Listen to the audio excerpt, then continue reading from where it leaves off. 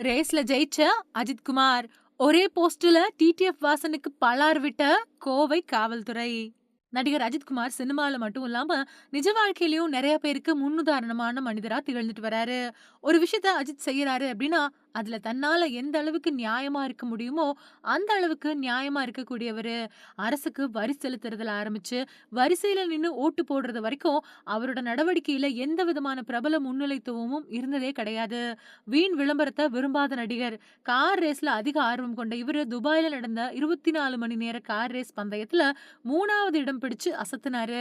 இதனால அவருக்கு வாழ்த்து தெரிவிச்சும், சாலைகள்ல சாகசம் செய்றேன் அப்படின்னும் விபத்துக்களை ஏற்படுத்தக்கூடிய இளைஞர்களுக்கு கோவை மாநகர காவல்துறை நட்ஜ் போஸ்ட் ஒண்ண போட்டிருக்கு.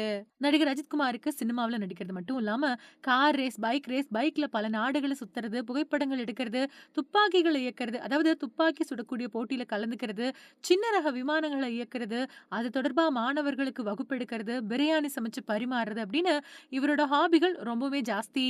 இப்படியான மனிதர் இப்போ மெல்ல மெல்ல சினிமாவுல இருந்து விலகி போயி, சின்ன வயசுல இருந்து தன்னோட கனவான கார் ரேஸ்ல கலந்துகிட்டு வெற்றியும் பெற்றிருக்காரு.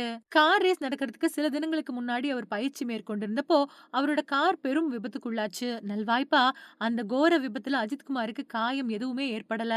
அந்த விபத்துல இருந்து மீண்டு வந்து தான் அவரோட அணி 3வது இடத்த ஜெயிச்சிருக்கு.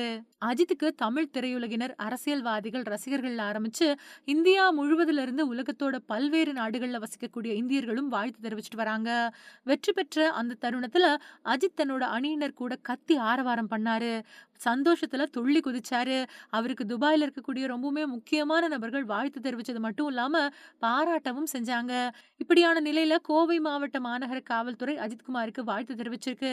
அது மட்டும் இல்லாம சாலைகள்ல சாகசம் செய்றேன் அப்படின்னு வீணா விபத்துக்களை ஏற்படுத்தக்கூடிய வாகன ஓட்டிகளுக்கு எச்சரிக்கையும், அறிவுரையும் தெரிவிச்சு எக்ஸ் பக்கத்துல ஒரு நட்ஜ் பதிவ வெளியிட்டிருக்கு.